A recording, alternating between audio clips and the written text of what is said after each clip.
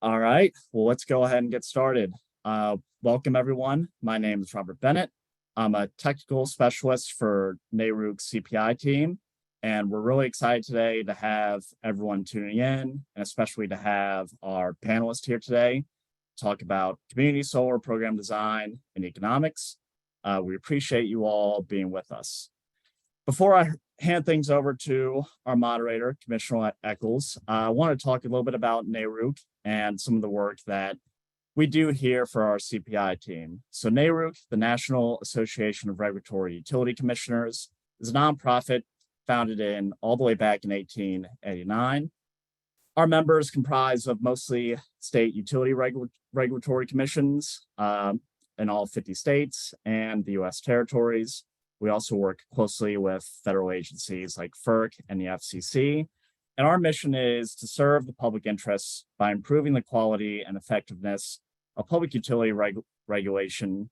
Again, we represent about roughly 250 elected and appointed state commissioners and hundreds, not thousands, of their own staff across a number of regulatory topics such as energy, electricity, telecommunications, water, and transportation regulation. Next slide, please. And we also, within NARUC, we have our Center for Partnerships and Innovation, or CPI, where I work. And CPI is dedicated to providing technical assistance to our members. And its mission is really to build relationships and develop resources and help deliver training to assist state commissioners in different complex, current, and emerging issues. And we connect our members with expertise and strategies to really inform their decision-making. So we mainly focus on 5 key topic areas within CPI. Those are generation, transmission, distribution, customers and their associated programs like community solar, as well as critical infrastructure, preparedness, response, and resilience. And to the right, these are just some of our topic areas and resources that we can provide. The slide deck will be provided to you guys after the webinar, so you have a chance to delve into that and some more important links as we go on. So you can advance to the next slide, please. I'm really excited for this webinar here today. We have a really great cast of speakers here today. And without further ado, I will introduce our moderator, Commissioner Tim Echols of the Georgia Public Service Commission. He was elected to statewide office in 2010 on the Georgia Public Service Commission. When Echols took office, Georgia was ranked number 34th in solar power. Now the state is all the way up to number 9 in total installed capacity. In 2020, conservatives for clean energy dubbed Echols as the solar architect of Georgia. That's a pretty great name. And then Georgia will be 4th in installed solar by 2024. Most recently, he rallied donors and the solar community to build and donate the Hog Hammock Foundation, a 16-panel solar pavilion for the community library in that area on a remote island off Georgia's coast. And without further ado, I will hand things over to Commissioner Echols. Hey everyone, I hope you're having a great afternoon as it is here in Georgia at 3 p.m. Eastern. Right above me, eight solar panels on my house, just 2 kilowatts. And you'll hear from one of our speakers today who's actually off the grid in Northern California running on solar now to be a part of our program. I feature 4 speakers today, each presenting on this topic for about 10 minutes, and then we'll have time at the end to do some questions from you, our audience. Community solar, as all of you know, is a growing tool for expanding access to solar, both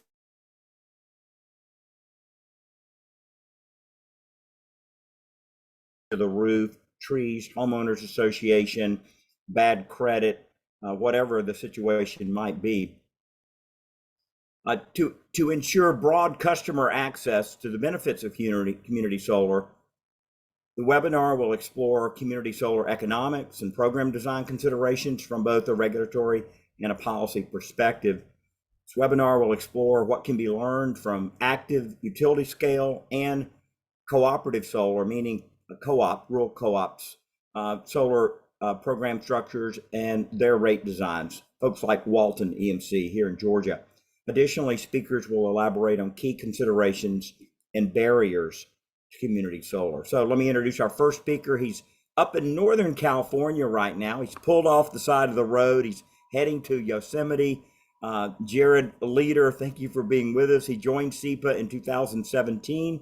In his role, he develops strategic plans for programs, products, service offerings for both utility and industry stakeholder members and clients that facilitate the integration of distributed energy resources, non-wire alternatives, and microgrids, another growing trend in the U.S. Jared leads SEPA's microgrids working group, and he co-led the DC Public Service Commission's Grid Modernization Working Group. Prior to joining SEPA, not SEA, that's a different solar association. He spent several years working as an environmental engineer and consultant for utility, municipal, and commercial clients in the energy and water sectors. Jared, welcome from Northern California. Thanks for being with us. Thank you very much, Commissioner Echols and Nayrook, for having me on. Welcome, everybody. But yeah, like you said, I'm calling in on more of an off-grid system rather than a grid-tied community solar system. But I'm excited to talk a little bit about community solar program design, some of our experience at SEPA. When I first started at SEPA, we were helping TVA, Tennessee Valley Authority, design a community solar program with their LPCs. Since then, SEPA has developed several program designs for our utility members, and we've run workshops and our conferences around community solar program design. So I'm going to talk a little bit about program design and a little bit more about the trends that we're seeing, right? I mean, Commissioner Echols, you alluded to some of the benefits of community solar, and it's an honor to be on this panel, especially knowing what the state of Georgia has done. But the state of North Carolina, Florida, other states in the Southeast have started really to grow their community solar footprint, and it's quite exciting. So if you go to the next slide, there's just a little bit more about SEPA. We're a mission-driven organization, non-for-profit. Our mission is a smart transition to a clean energy future. Emphasis on the smart, meaning not at all costs. You go to the next slide, a little bit more about who we are. We're based in, now we're all remote. We're all across the U.S. We've got employees all over the country. We have partnerships with NARUC and NASIO and the different utility associations. And we really focus on education, things like this, advisory services and grant programs, things like community solar program design. And we co-host the RE Plus events with SEIA, which is the Solar Energy Industry Association. So we're really looking forward to this. Community solar is just one of many topics, like Commissioner Echols alluded to. We're doing a lot of work with resilience as a service and customer programs around energy storage. We have several working groups. One community solar working group, which I know some of the speakers that I'm joined on and some of the audience members are participants in, that has recently been evolved to the customer programs working group. So it's an exciting time for sure in terms of developing new offerings, both from the utilities perspective and third-party developer. And that's what I'm going to talk a little bit about on this next slide, kind of the design, the program kind of elements that are driving community solar. Go to the next slide. Community solar really started to gain a lot of traction in about 2015. There were several grant opportunities administered by the DOE, different associations formed around community solar. And it really all started around an interest in developing solar, but not necessarily on customers' rooftops. There's definitely an economies of scale that both utilities and customers can get when it comes to developing community solar. Renters, another attractive demand for the market of community solar. Multifamily affordable housing units, condominiums, folks that don't necessarily want to go through the hassles or the effort of putting solar on their rooftop. There's an option. For the utility, it was a a really interesting strategy from the standpoint of there's a lot of interest in solar for distribution utilities specifically, but also vertically integrated utilities that, um, in addition to the 50 meg plus solar plants, there's definitely an opportunity for more of the smaller scale. And community solar, like I said, gets that economies of scale. In some cases, if you're really nifty, you can start planning community solar and co-locating it with energy storage to do things like transmission and distribution deferral. Um, in general, it also helps just utilities understand asset management and performance of resources. And we're starting to see that portfolio grow in a little bit, and I'll show some stats of where the market stands and things like that. But lastly, there is a very popular uh, developer market, and a lot of the markets that first started around community solar actually were instigated by third-party developers and policy-led programs, incentives, rebates. A lot in the Northeast, Colorado, that we're going to hear a little bit about, Minnesota, Wisconsin, um, in the Mid Atlantic. So there are, and that is a conversation that's evolving. We're starting to see more developer programs, but we're also seeing it, for instance, FPL and Duke Energy's program in North Carolina and Florida. That almost represents half of what the community solar capacity targets are currently, which is it's exciting. I think the DOE has led a 20 gigs by 2025 national target, and FPL Duke currently has that 20% of that target and growing. So it goes to show what the power of scale and the power of the programs. If you go to the next slide,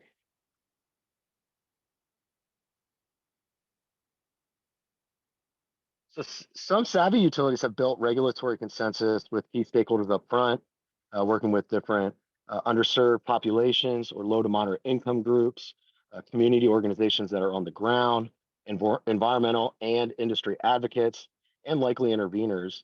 And as you can see from this map, there are certainly regions of the U.S. that are clearly leading the path in community solar development. Um, by the end of 2020, this data from NREL estimated at least about 3.2 gigs of community solar distributed across roughly 1,600 projects in 39 states and DC. It's grown 121% year after year since 2010. That is incredible. In other words, capacity has more than doubled over average year over year. And just in 2020 alone, over a gig came online. And I mentioned that some of those markets originally were led by policies in states in the Midwest and the Northeast. But now we're starting to see new states, new markets. California, New Mexico, Minnesota recently expanded. Colorado was the early state leader with significant capacity expansion from 2011 to 2015. Then Massachusetts and Minnesota followed shortly thereafter. But now the leading states from Florida and New York have really emerged as key markets in recent years. On the right-hand side, you'll see some of those capacities, new capacity by state year over year, which I think was an interesting diagram.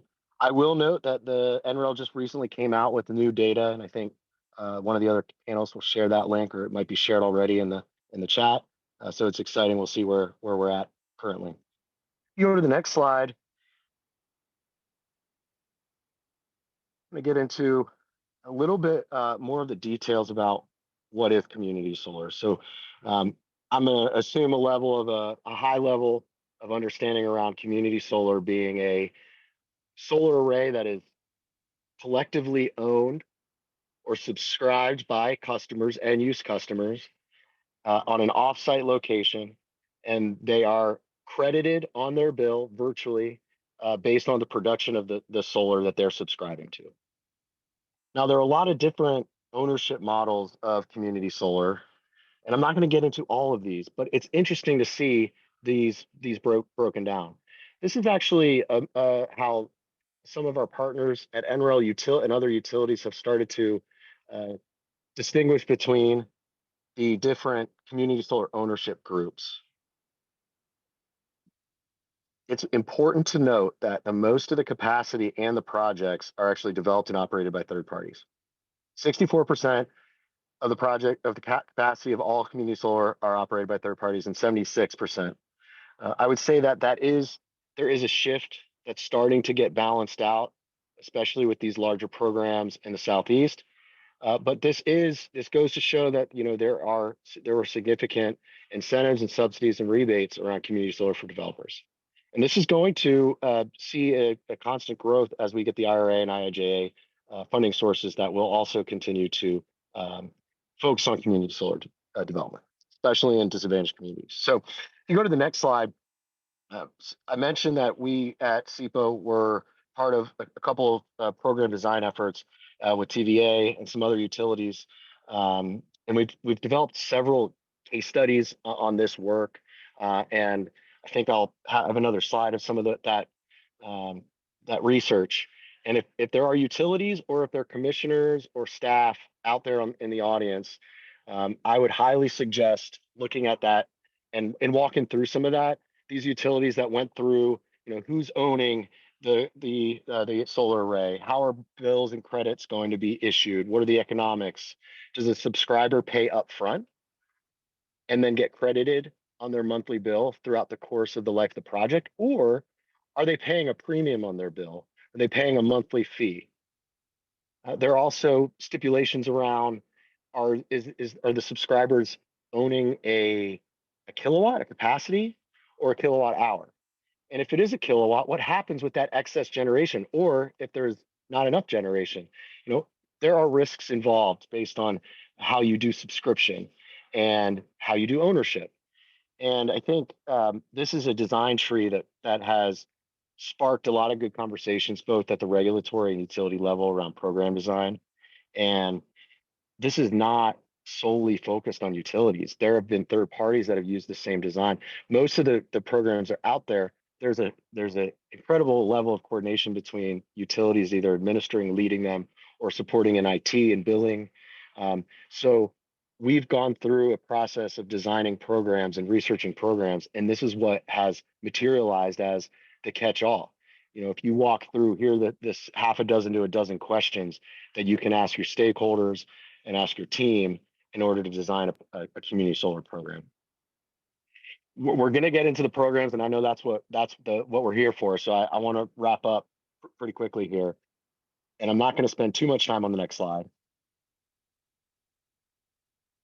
And I encourage you all to think about the programs that we're hearing from Dominion and Xcel Energy today. Jared, we need to move on to the next speaker soon, so you just wrap up in the next minute here. Sorry. Yep, I'm wrapping up. And then so this is just the decision tree, design tree in action. So as we hear from the next speakers, this is a way to kind of think through how these programs are designed. And with that, I'll hand it back to you, Commissioner Nichols, for the next speaker.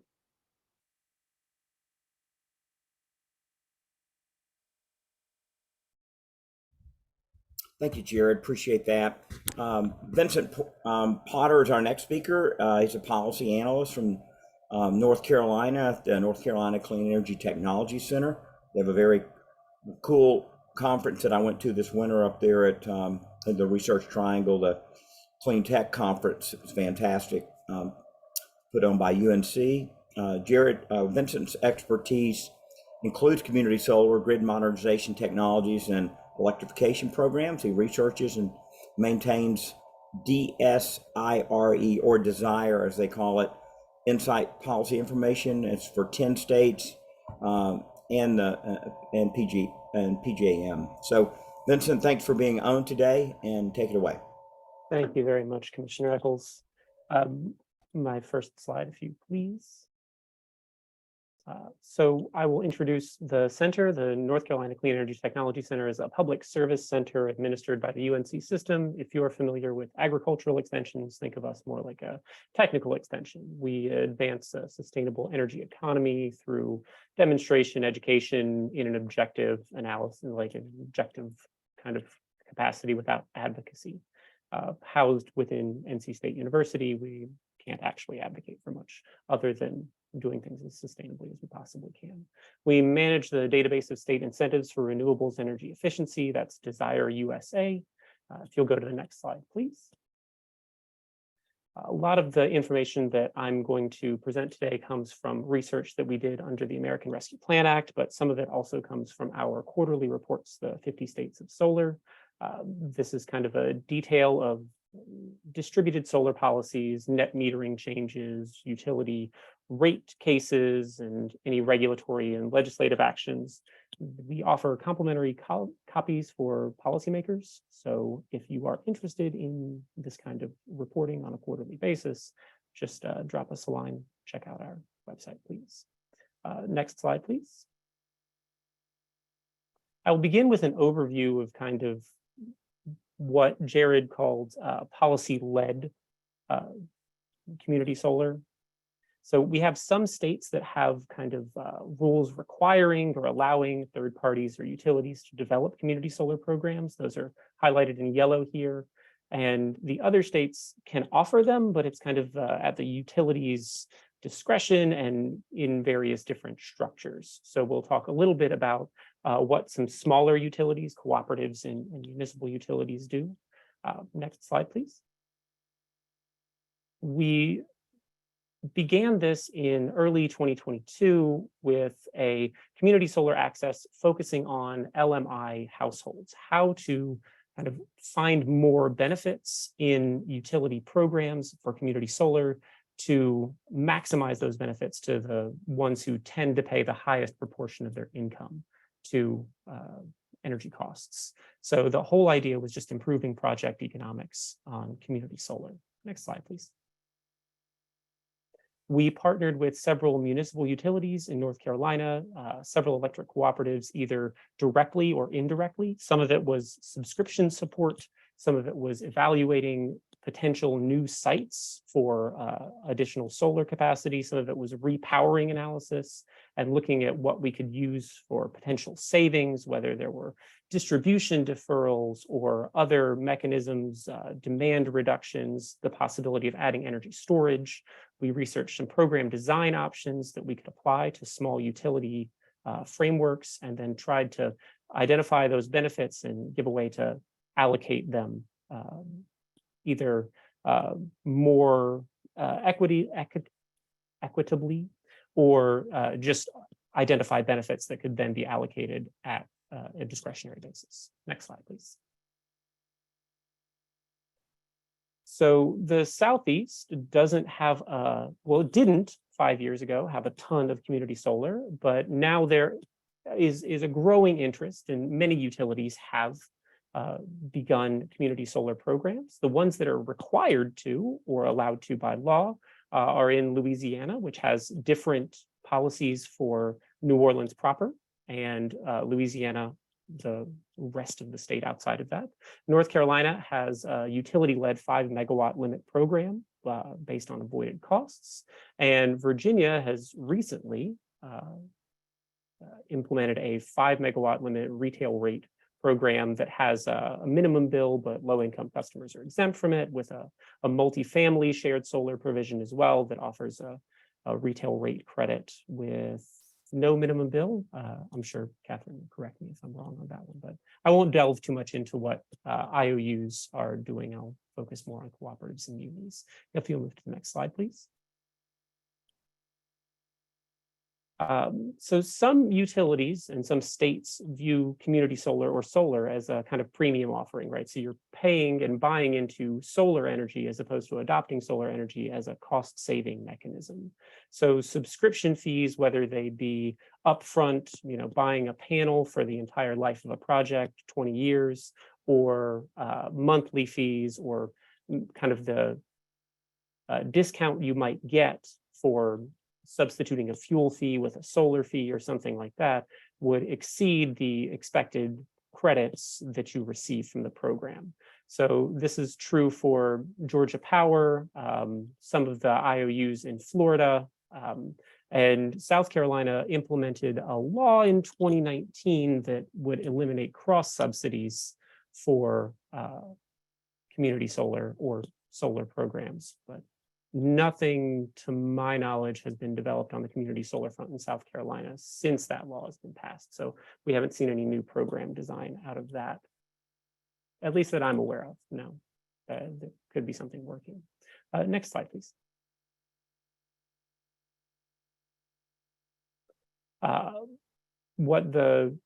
Some interesting, in my opinion, design options that we see in the Southeast. We've got Green Power EMC in Georgia, which is a partnership of, I think it's 38, Commissioner Echols, cooperatives that use this entity as a kind of green power procurement. And they offer some community solar purchase options for that. 14 of their co-ops allow subscriptions into, I think it's 4 community solar or community solar sited projects. And then Kentucky has a solar share program offered by one of their IOUs, that's Louisville Gas and Electric, Kentucky Utilities, and they offer more value for energy that meets site demand. So your excess generation is valued at a lower rate than your actual meeting, or than energy that meets your site demands. So those are kind of novel design mechanisms that we can think about for more broad application. Next slide, please. So we began with stakeholder engagement, right? We invited the State Energy Office in North Carolina, several cooperative and municipal utilities, developers, community organizations to tell us about their concerns, what they were worried about, what could feasibly be done here in North Carolina when you have a state policy that focuses on large utilities. Are the smaller utilities left out? So their concerns were cross subsidies between those who receive solar and those who are paying for rates writ large, the complexity of programs, how would they market, retain customers, communication protocols, as well as what their wholesale contracts might allow. And benefits were identified as lower cost renewable power, demand charge reductions, and we found distribution deferral to be really situational, right? Ideally, you can use these renewables to kind of offset some distribution needs or transmission needs, but that's really, really locational dependence. So that is not something we saw a broad application for. Next slide, please. Of course, we know that larger projects are going to be cheaper per watt than smaller projects. So working within these small utility contracts, right, we had to kind of bump up against what their self-generation limits were. Most of our benefits came from coincident peak or peak demand reductions to work within those contracts. And in the Southeast, because there's not an ancillary service market, right, there's not a market construct like MISO or PJM, it's really difficult to get a good value on what the ancillary services would be. So we focused on what we could get on a dollar per watt basis and what we could get for coincident peak demand reductions. Next slide, please. So we applied this and we talked to the utilities for what their problems or potential issues were. And a lot of it revolved around communication and complexity. How do we negotiate with the customers? How do we enroll people? How do we retain people? Do they have to verify income for programs if they're not already running LIHEAP or weatherization programs? And what would tariff design actually look like? We researched opt-out program design wherein customers, low-income customers, would be automatically enrolled in these programs for community solar, but that requires community solar to have enough benefits to provide a discount, right? You wouldn't want to automatically enroll a household in a program that was a premium, right? You wouldn't want to increase their bill. Using existing income verification programs through community organizations or the State Energy Office, LIHEAP, and weatherization assistance were the primary means, that would lower the administrative burden for verifications. And then using simple structures, kind of a true net metering is the easiest way to do this, although it is not always the most transparent with regards to what it costs to deliver and provide electricity. Next slide, please.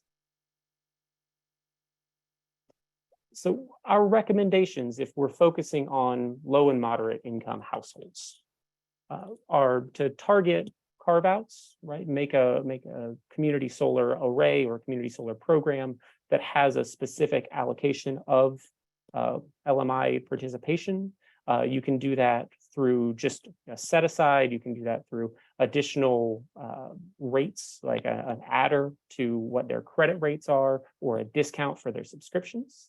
The opt-out design really makes it much simpler. As long as your program provides a benefit, you shouldn't see much resistance to that.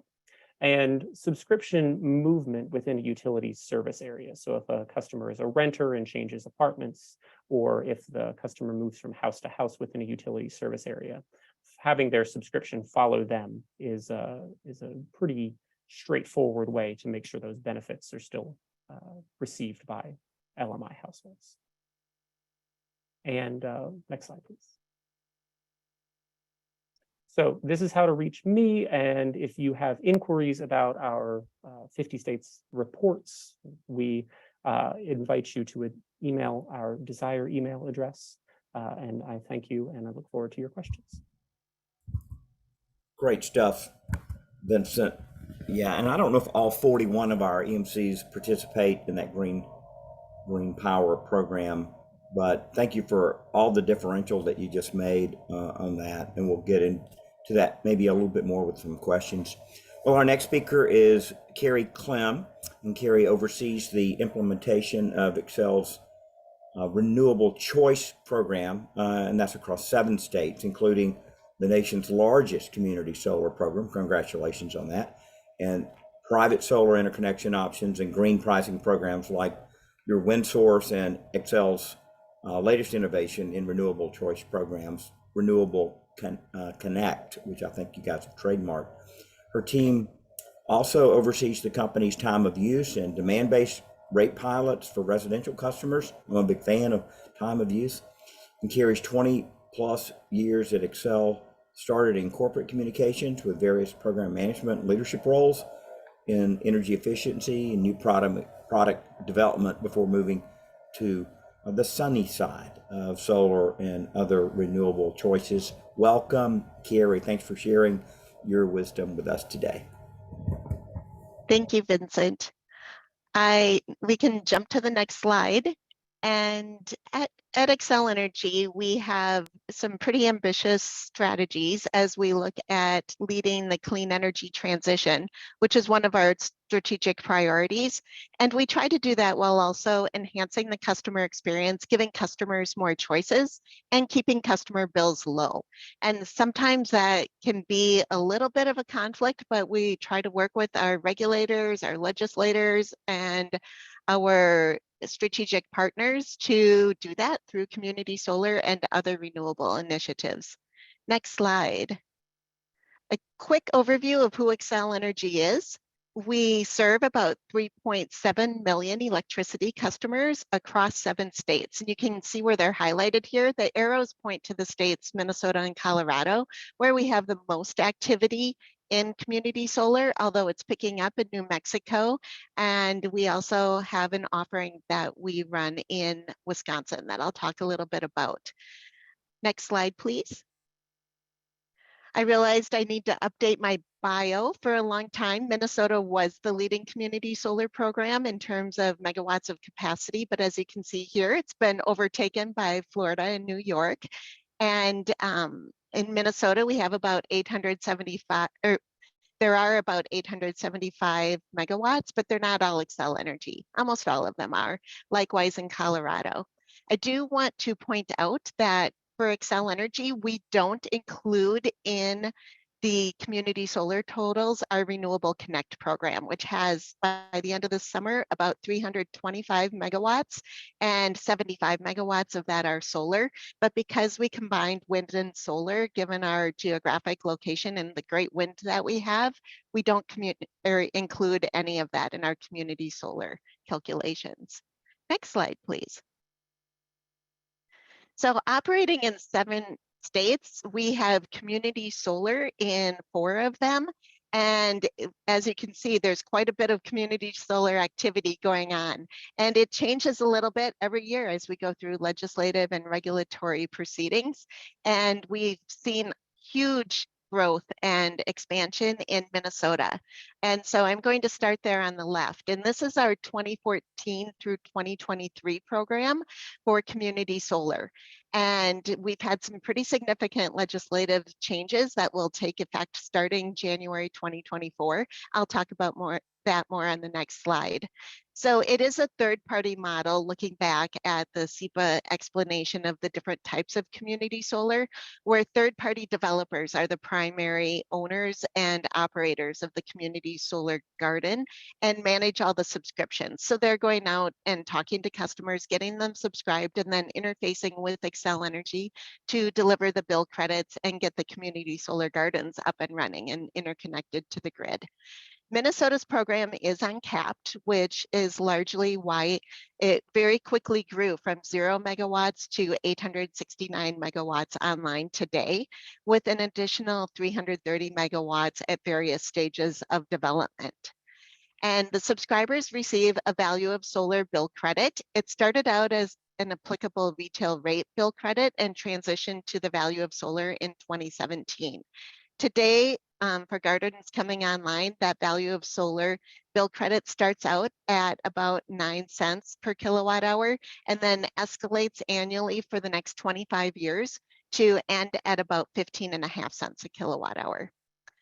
The applicable retail rate bill credits were a little bit higher, and so that drove up the cost of this program quite a bit, and that remains one of Minnesota's concerns. Today, in 2022, we paid out about $183 million in bill credits, and that flows through our fuel cost.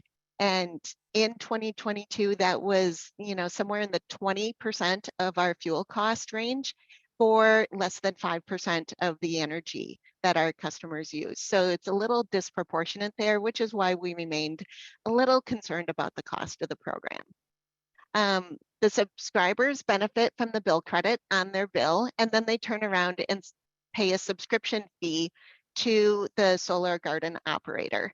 And that is unknown to us. We aren't a party to those contracts, and there are no savings requirements in this legacy program. Any income qualified or low income customer participation is voluntary, and there is no net savings requirement. We look at net savings as the difference between the bill credit that the subscriber receives and the amount of the subscription that they pay. So that's what I mean when I talk about net savings. Looking at Colorado, Colorado was, I believe, the first state to have community solar legislation and programs up and running. I believe we started somewhere around the 2012 timeframe there.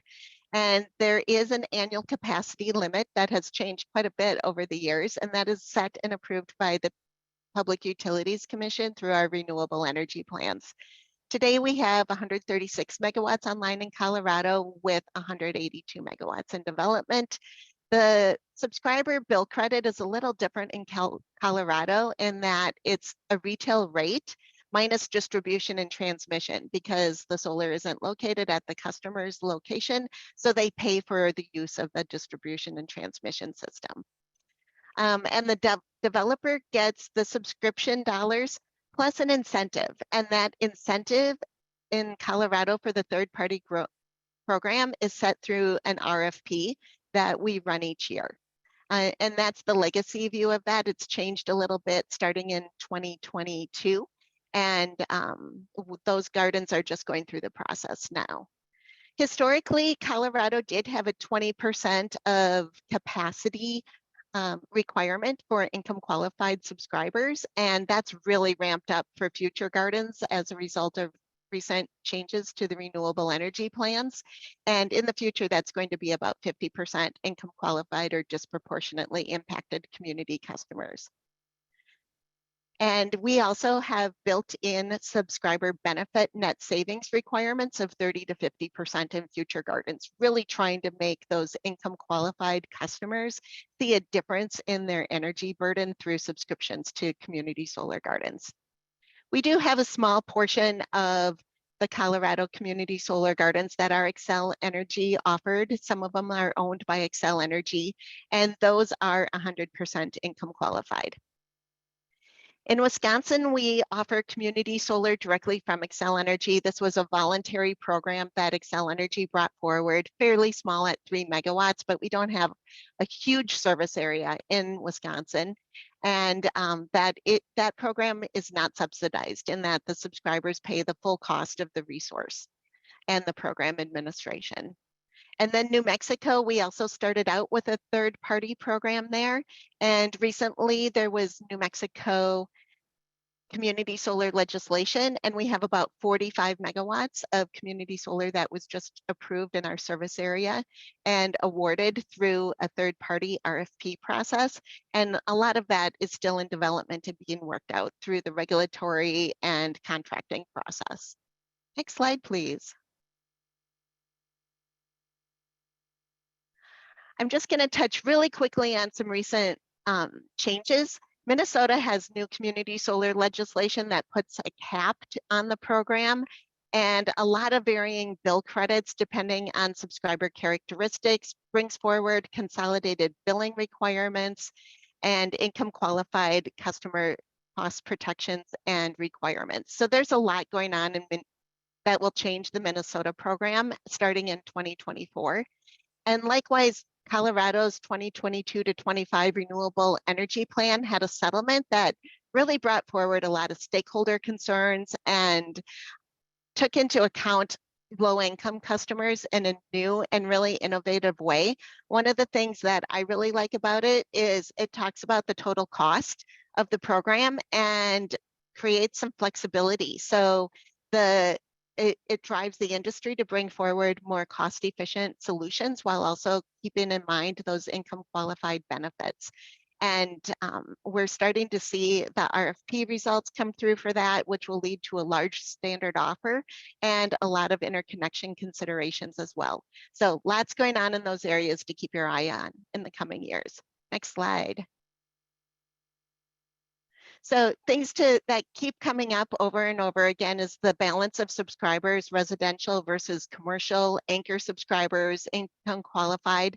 As you're considering policy, be sure to consider whether it's a % of the capacity or a % of the number of subscribers. Capacity will give you a lot more benefits going to those special category subscribers, if you will.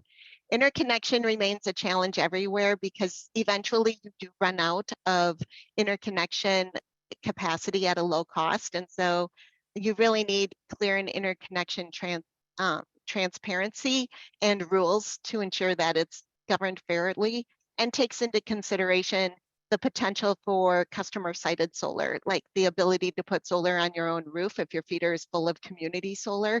That's creating a lot of tension in some of our service areas. And then the supporting technology takes a lot of time and investment to put together. And especially as you start to create more complex subscriber requirements and bill credit options, it just takes time for those legacy billing systems to be able to actually deliver community solar. So that's just something to keep in mind. And with that, I'll wrap up. Thank you. Wow, some good stuff there, Kerry. Minnesota capping the program. You're definitely piquing my interest on that. And then some of these changes that are being made, that's great for all of us out here that doesn't have as much as Xcel has to learn from. So maybe we'll have time for a question or two, but regardless, if you're considering community solar, Minnesota, I think it's a state you just have to look at and see what they've learned. Kerry, if we move to the next speaker, there's a question in Q&A. If you could go ahead and answer it live there, just type in the answer. Everybody can see it. That would be great. Sure, I'll take a look at it. Thank you. Yeah, thanks. And we'll go now to our last speaker, Katharine Bond, and she's in her 24th year at Dominion, currently serving as the VP of Public Policy, Alternative Energy Strategy, and Economic Development. Wow, Katharine, that is a lot of stuff.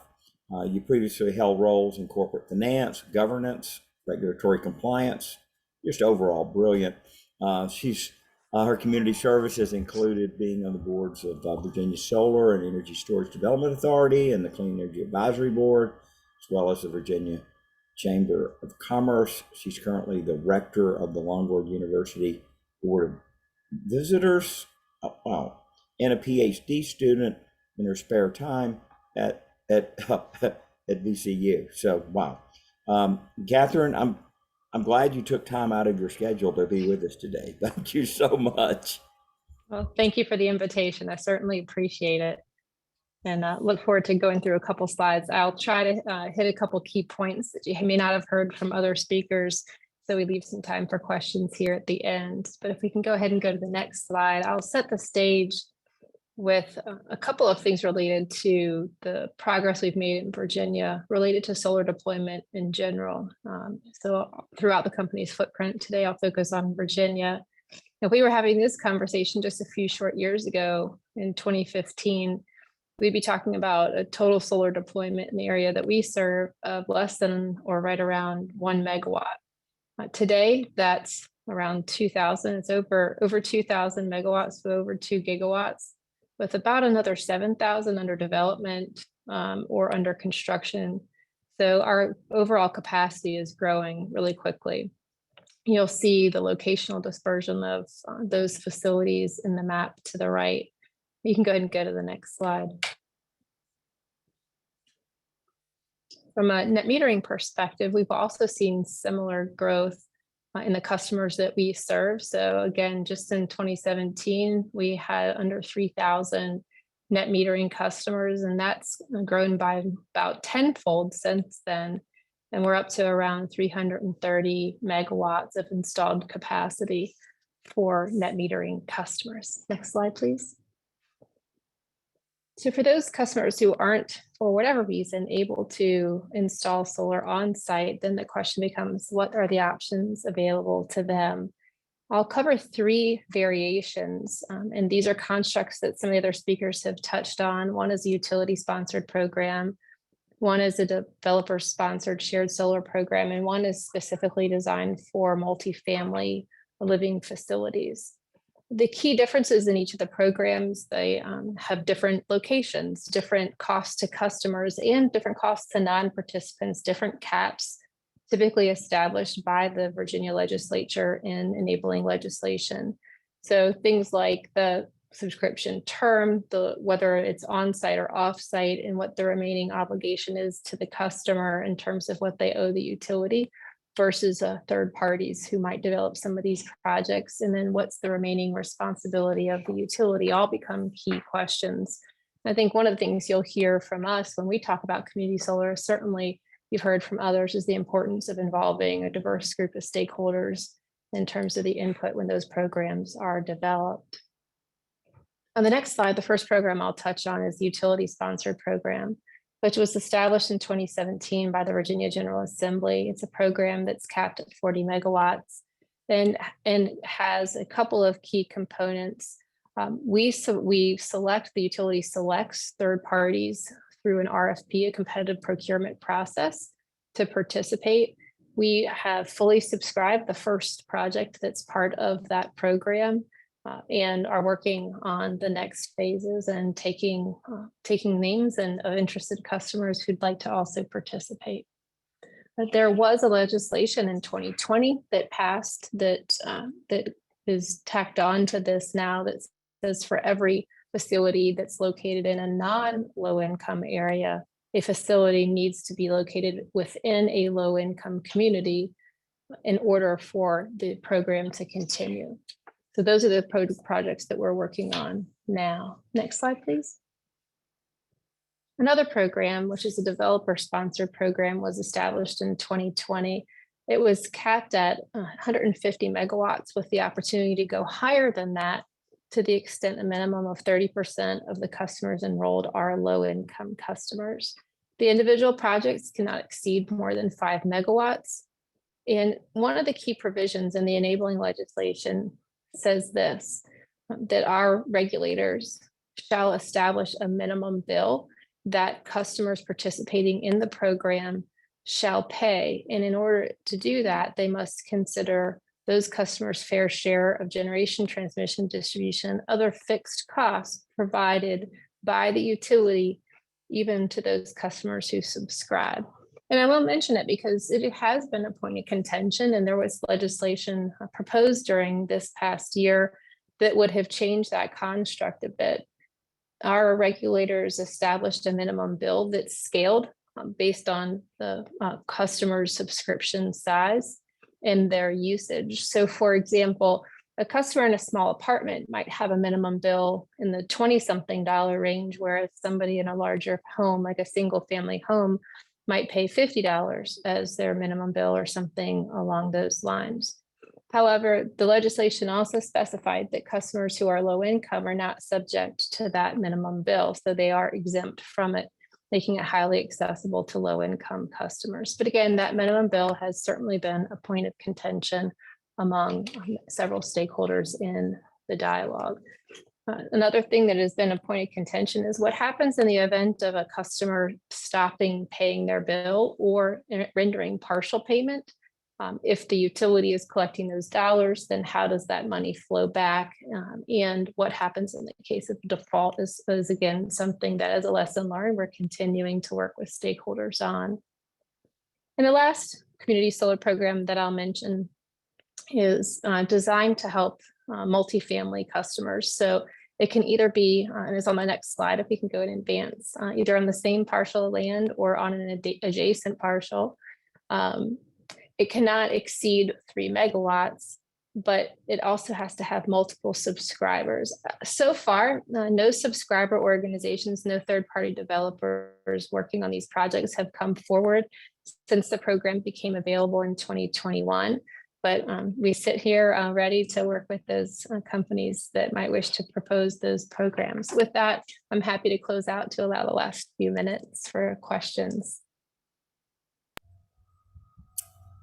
Great stuff. Thank you so much. There's a couple more questions that's been dropped into Q&A. Katharine, I want to just follow up here about challenges for multifamily shared solar. What have y'all seen the challenges to getting subscribers to sign up for the program? Is it mostly a marketing thing? Is it they've got too much other things going on in their life to be concerned about it? What did you find to be the issue? Well, I think we can all agree that one of the barriers for residents of multifamily facilities participating in net metering is whether they're in a permanent facility, whether they own their rooftop or not. So a subscription type of model tends to work best for them. What I will say is that the minimum bill is lower in the second of the 3 programs that I described for low income customers. So the economic prospects for them as they evaluate the options may just be that they view it as a better economic proposition in a scenario where they don't have a minimum bill. But don't want to speculate as to the why behind it. But certainly those 2 programs that came about at roughly the same time also involve third parties coming forward with those programs, through the program with individual projects. So again, it could be that it has to do with rooftop configurations. The proximity might also be a situation where it is more expensive, say per kW, to install something on a multifamily rooftop in certain situations than it might be if it's further away and has the benefit of scale. But again, I don't want to speculate on all the whys, but just I think it's the important thing is that there are options for folks, whether they're low income or non-low income in multifamily facilities that are enabled through this legislation. Kerry, let me ask you, is community solar kind of a gateway drug for having your own solar? Is it a way for people to dip their toe in the water and begin to kind of experience it, especially if it's a program that gives bill credits back from, the larger array that they're buying into, and they're seeing credits on their bill going, wow, I'm getting money back. And do you think that it has some kind of tutorial benefit? That's a good question because it's kind of a little bit of a different scenario. for subscribing customers. Like customers with rooftop solar, you know, they get the benefit of the drive-by factor, the wow factor. People can see that they're doing something to help the environment. And then they get the net metering bill credits. And in our programs, they're quite a bit different because the community solar customers, first of all, they're signing up with third parties. So it's hard for me to say like how much crossover we see. I don't know that I've done much research on that. So I don't know. And maybe, you know, if somebody's in an apartment and they're a community solar subscriber and then they move to a house, maybe then they want to put solar on their roof because they're used to it. It could be.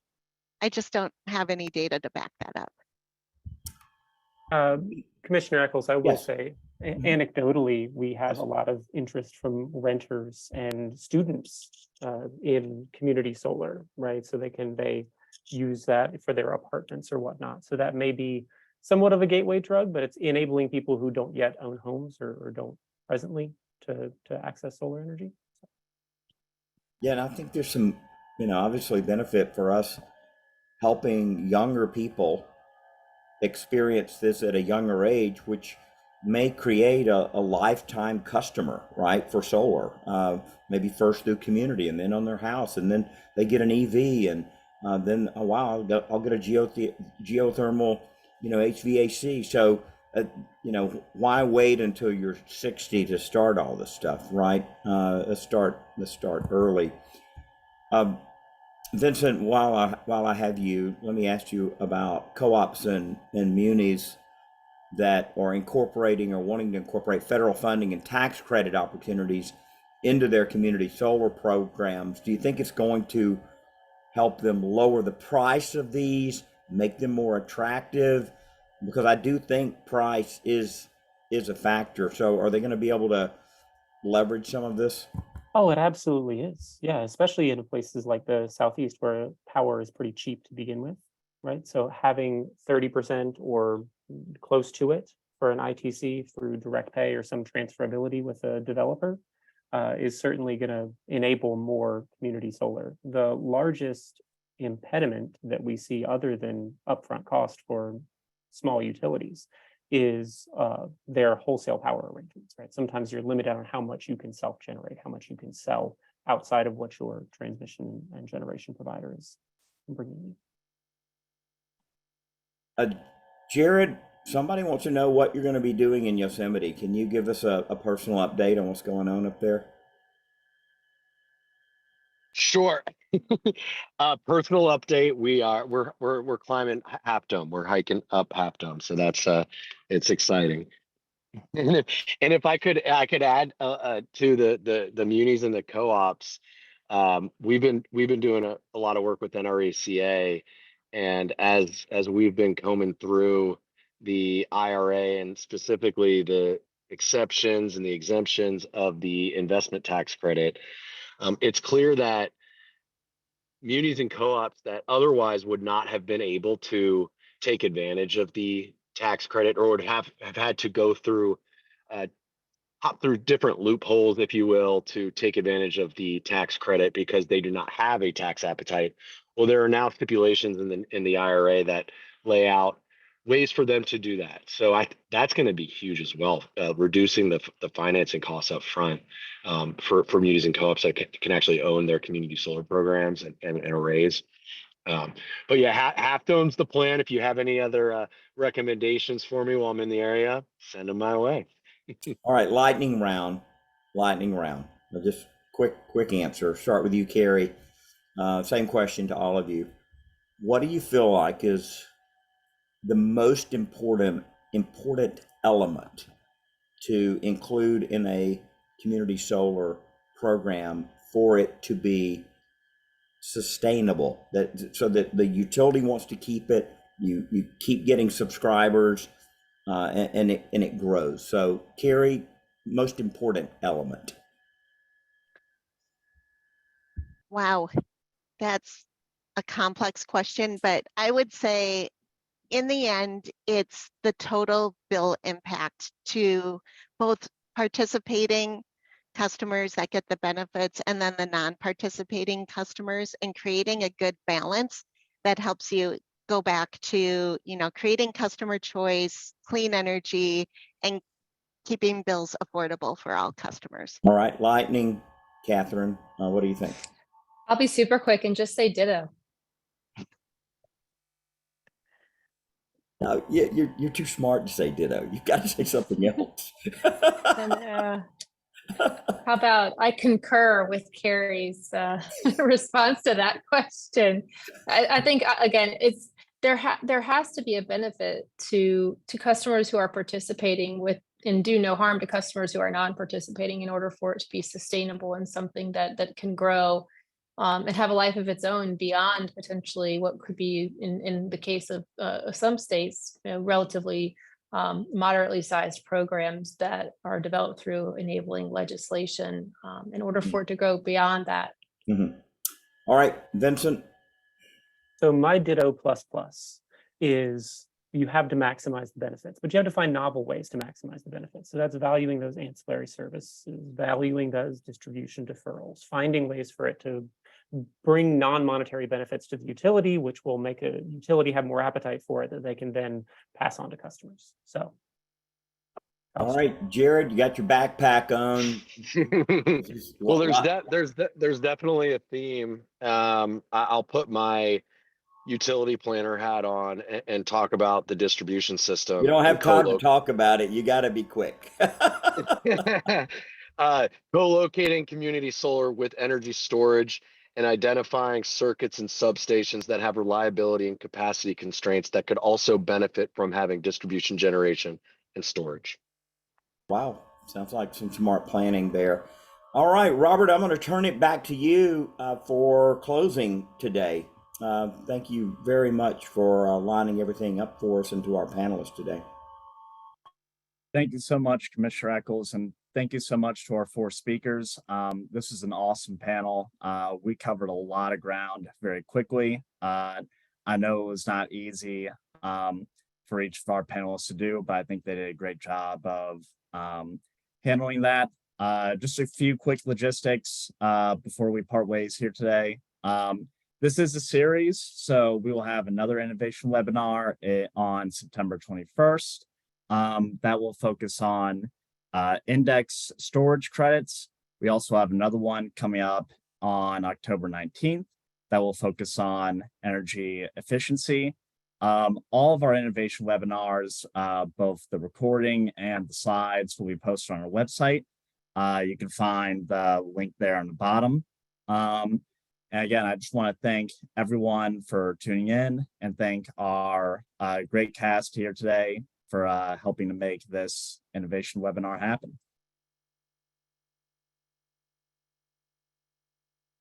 All right, great, everyone. Right on time today. Jared, have a good time this weekend. Stay safe out there, okay? Likewise, thank you all. Thanks again to NARUC for having us. All right, we'll see you guys next time or in Palm Springs for our next meeting. Thank you so much.